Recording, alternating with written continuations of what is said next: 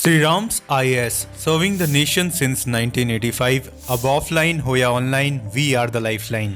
Syria. आजकल आप सभी लोग ये तो पढ़ ही रहे होंगे कि रेबेल्स ने डेमस्कस को कैप्चर कर लिया है। अल असाद की गवर्नमेंट टूट चुकी है और अल असाद भाग चुके हैं, कहीं रशिया के किस कोने में बैठे हैं अभी। अब इन पूरी कहानी में एक मेजर पहलू कहीं पे भी डिस्कस नहीं हो रहा है, वो है कुर्द्स की कहानी। क्योंकि सीरिया में एक माइनॉरिटी ग्रुप है जो कि नॉर्थ ईस्ट सीरिया में बसते हैं, वो है कुर्द्स। और कुर्दिश पीपल बहुत सालों से मांग रहे हैं अपना देश कुर्दिस्तान का डिमांड है। और इस पर्टिकुलर हलचल में क्या ये सपना पूरा हो सकता है, क्या ये डिमांड एक्चुअली में किया जा सकता है, फुलफिल किया जा सकता है, आज इस वीडियो में हम इस पर्टिकुलर टॉपिक पे चर्चा करेंगे। बट सबसे पहले हमें सीरिया को समझना जरूरी है, क्योंकि सीरिया काफी interesting population wise, demographic wise और हिस्टोरिकली बहुत इंटरेस्टिंगली डिवाइडेड है। तो अगर आप पॉपुलेशन की बात करते हो तो बहुत स्पार्सली पॉपुलेटेड है सीरिया। और सीरिया में कई सारे माइनॉरिटी ग्रुप्स हैं, जैसे कि एलावाइट्स हैं, ड्रूज है, कुर्दिश पीपल है, जो अपने पॉकेट्स में रहते हैं, राइट। जैसे कि अगर आप इस particular area, that is the Tartus और लताकिया एरिया देखते हो, इस particular area towards the Mediterranean, आपको एलावाइट्स की कॉन्सेंट्रेशन ज्यादा मिलेगा, ग्रुप्स यहां पे सबसे ज्यादा रहते हैं।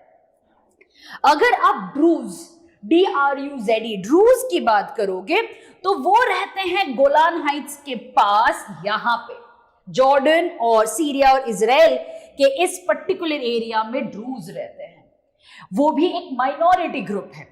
कुर्द्स की बात करें तो कुर्द्स एक्चुअली रहते हैं इस पर्टिकुलर रेड एरिया में।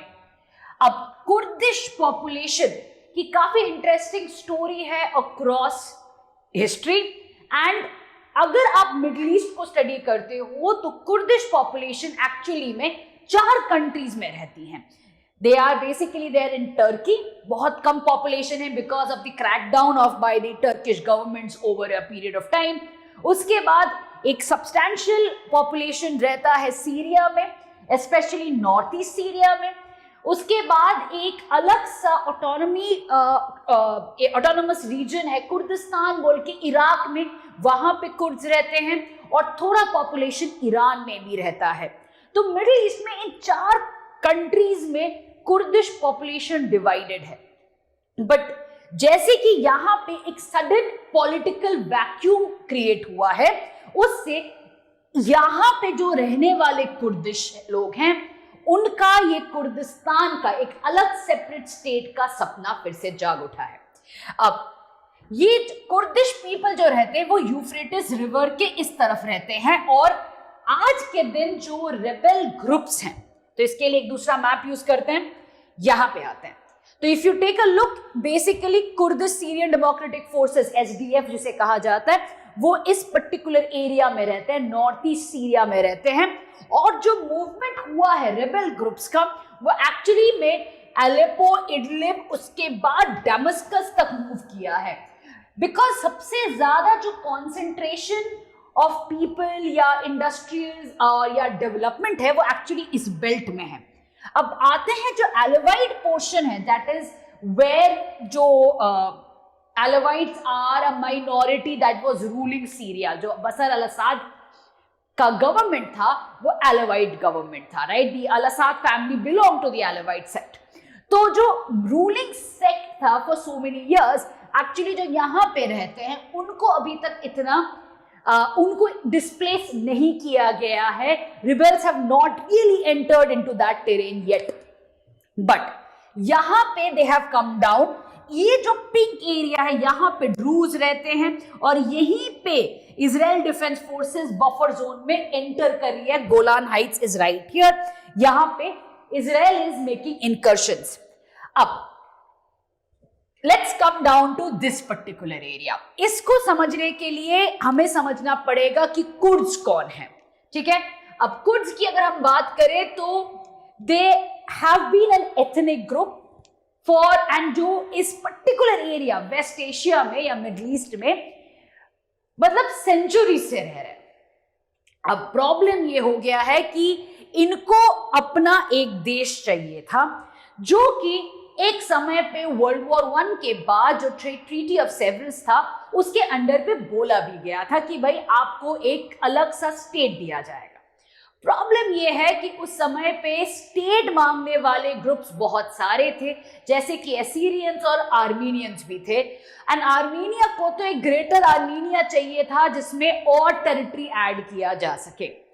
बट 3 साल बाद, दैट इज 1923 में एक ट्रीटी ऑफ लॉसॉन आता है जिसके बेसिस पे मॉडर्न डे टर्की का बॉर्डर बनाया जाता है। और ये जो ट्रीटी है ये एकदम क्लियर कर देता है कि जो पिछला ट्रीटी है, ट्रीटी ऑफ सेवर्स, जिसमें कुर्दिस्तान का प्रॉमिस किया गया था, वो सिर्फ एक प्रॉमिस है और रियलिटी में नहीं है। 1923 से कुर्द लोग 4 कंट्रीज में डिवाइड हो जाते हैं और वो स्टेटलेस बन जाते हैं क्योंकि वो चाहते हैं हमेशा अपना खुद का देश। बट चारों कंट्रीज जैसे कि टर्की हो जाए, सीरिया हो जाए, इराक हो जाए, अंडर डिफरेंट लीडर्स उन्होंने एंटी कुर्दिश लॉज और अग्रीमेंट्स बनाए हैं जिसके अंडर पे कुर्दिश लोगों के सिविल राइट्स, आप ट्रेडिशनल राइट्स, कल्चरल राइट्स सारे ले लिए गए हैं। बल्कि टर्की में तो ऐसा क्रैकडाउन हुआ था अगेंस्ट टर्किश पीपल की एक गुरिल्ला वॉरफेयर शुरू हो गया था in retaliation. So there was a party that was created in Turkey जिन्होंने टर्किश फोर्सेस के अगेंस्ट लड़ने का कसम खाके they started this guerrilla warfare. But तभी भी Turkey even today continues to treat Kurds as terrorists.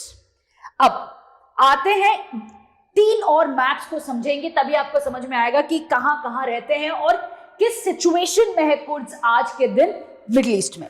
तो सबसे पहले टर्की में, जैसे कि मैंने कहा कि टर्की के आपका ईस्टर्न साइड में आते हैं ये, एंड दिस इज बेसिकली, अगर आप मैप ओपन करते हो तो there is a tripoint जहां पे आता है, जहां पे आपका सीरिया है, आपका इराक आ जाता है और ऊपर टर्की आता है। इधर ईरान भी आता है बट ईरान में population of Kurds is not so much. तो इस ट्राई जंक्शन में, दैट इज टर्की, सीरिया और इराक, यहां पे इस ट्राई जंक्शन पे बेसिकली कुर्द्स का पॉपुलेशन सबसे ज्यादा है। और जब भी हम कुर्दिस्तान की बात करते हैं, separate state for Kurds, this is basically this area that they want as a separate state, which basically means that a significant portion of Turkey, a certain portion that is the northeast of Syria and a certain portion of Iraq together will form the Kurdistan. अब Turkey ने crackdown करते करते they have basically pushed the Kurds to एकदम कोने में कर दिया है in the mountain region of this area. On top of it, 2019 में टर्की ने अटैक किया था सीरिया में और एक बफर जोन बना दिया था। Let me come back to this. ये जो ग्रीन एरियाज देख रहे हो आप, ये बफर जोन बनाया था टर्की ने 2019 में by capturing this area and saying कि यहाँ पे कुर्द्स नहीं रहेंगे क्योंकि जो यहाँ पे कुर्दिश फोर्सेस हैं वो टेरर एक्ट करते हैं टर्की में, इसीलिए टर्की ने यहाँ पे कैप्चर करके एक बफर जोन बना के रखा हुआ है। अब वापस आते हैं तो यहाँ पे दैट मीन्स ये जो एरिया है वो कंटिन्यूअस नहीं है, there are Turkish forces present right here as a buffer between Syria and Turkey. अब आते हैं आपका इराक की कहानी में। जब तक सद्दाम हुसैन थे तब तक कुर्दिस्तान का तो सपना भूल जाता था, बट एक बार यूएस नेटो ने अटैक किया था और सद्दाम हुसैन का रेन खत्म हो जाता है और इराक टर्मोइल में आ जाता है क्योंकि पपेट गवर्नमेंट्स आने लगती हैं which is approved by the US. तब एक ऑटोनोमस रीजन मार्क कर दिया जाता है फॉर द कुर्दिश पीपल। आज यही एरिया को कुर्दिस्तान भी कहा जाता है। It is basically, if you take a look at Iraq, ये जो एरिया है अरबिल और ये एरिया, ये एरिया आज के दिन में एक ऑटोनोमस रीजन बन के आया है एज कुर्दिस्तान, जहां पे कई सारे कुर्द्स रहते हैं। अब आते हैं सीरिया में। सीरिया में जैसे मैंने कहा कि सीरिया में जो आप ये अभी येलो वाला एरिया देखोगे, मेजर 2 शहर है जो कुर्द्स के कंट्रोल में है, एक है मनबिज और एक है देर एज़ोर।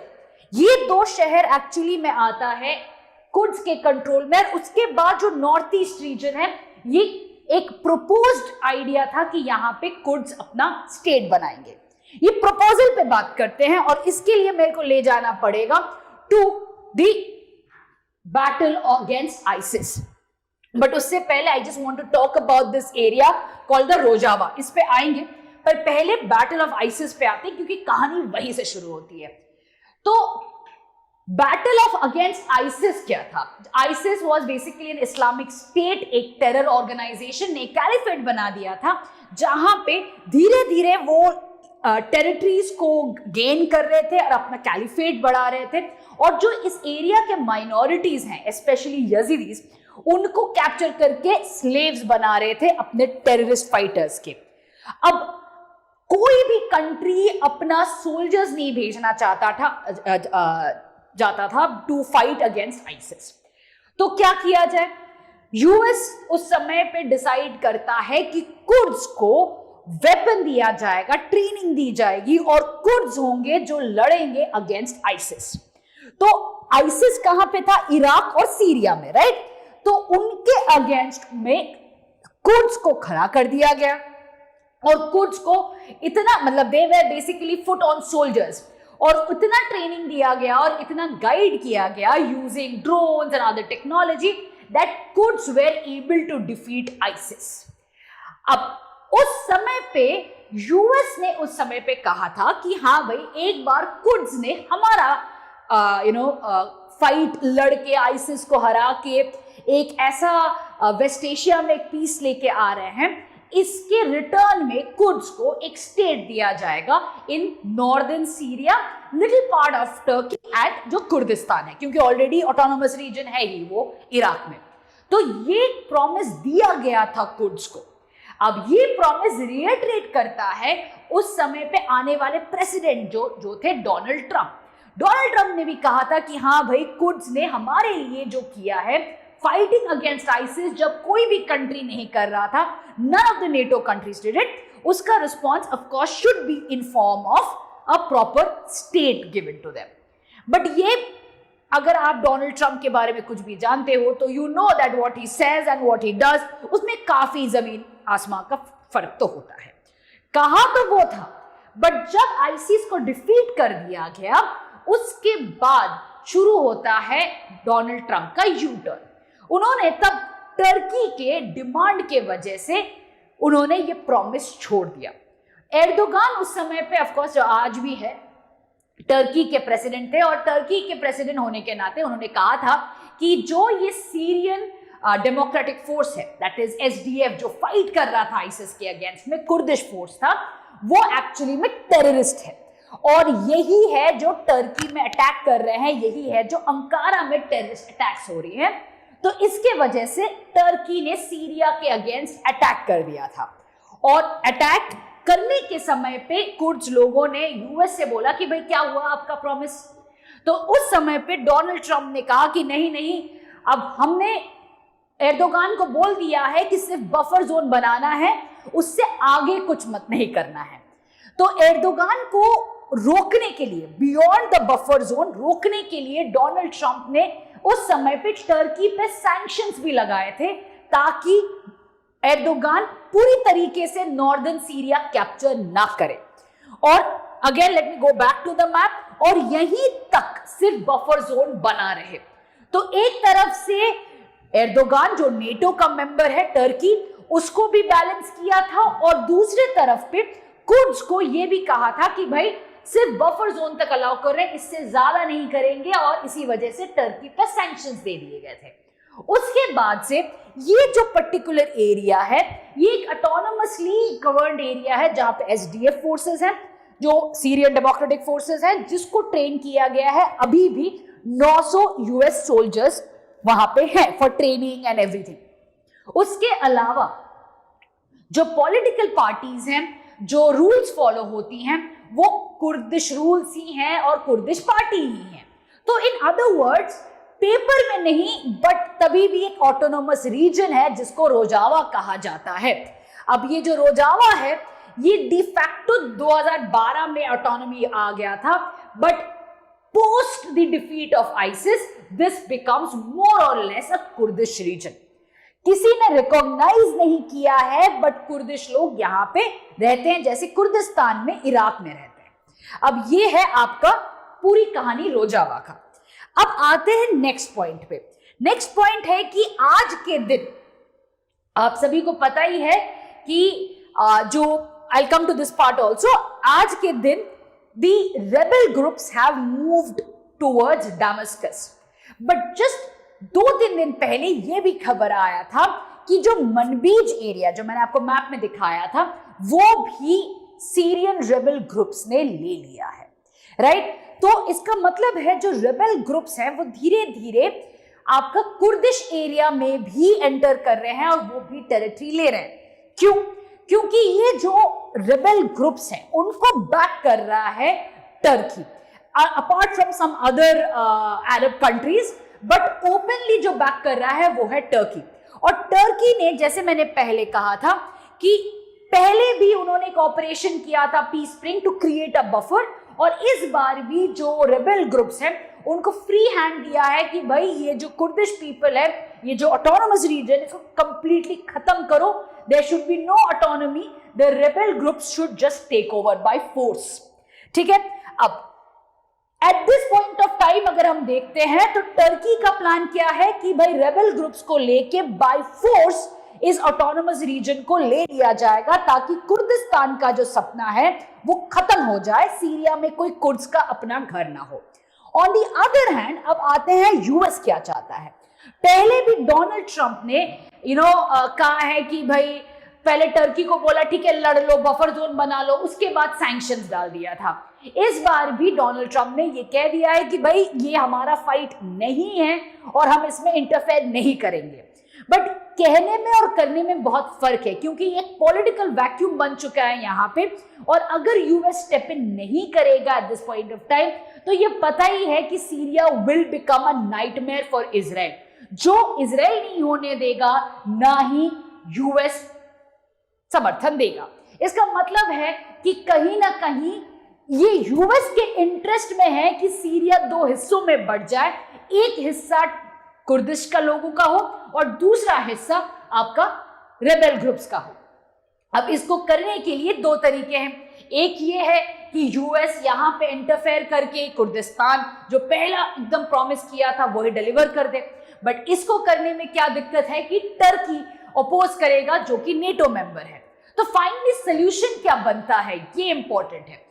फाइनली सोल्यूशन बनेगा जो यूएस पॉसिबली कर सकता है, वो है कि भाई एक फेडरल अरेंजमेंट क्रिएट कर ले जहां पे माइनॉरिटी ग्रुप्स को साथ में लेते हुए सीरिया को हिस्सों में बांट दे। बट ये जो होगा ये टर्की के अप्रूवल के बाद ही होगा।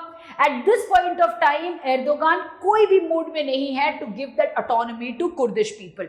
But at the end of the day ये भी समझना जरूरी है कि ये पॉलिटिकल वैक्यूम एक मौका है यूएस के लिए कि वो फिर से अपना पावर यहाँ पे एस्टैब्लिश कर पाए, जो कि धीरे धीरे इरोड हो चुका था in the last few years.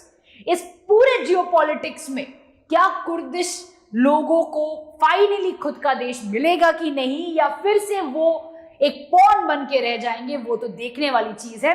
But हाँ, जिस तरीके से ट्रांजिशन हो रहा है, इट डज लुक दैट अभी ये एक गेम ही होने वाला है। अभी सिर्फ और सिर्फ माइनॉरिटीज को सप्रेस करते हुए जो मेजर प्लेयर्स हैं वो अपने फायदे की सोचने वाले हैं।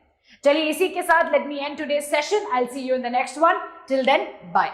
Sri Ram's IAS, serving the nation since 1985. Ab offline ho ya online, we are the lifeline.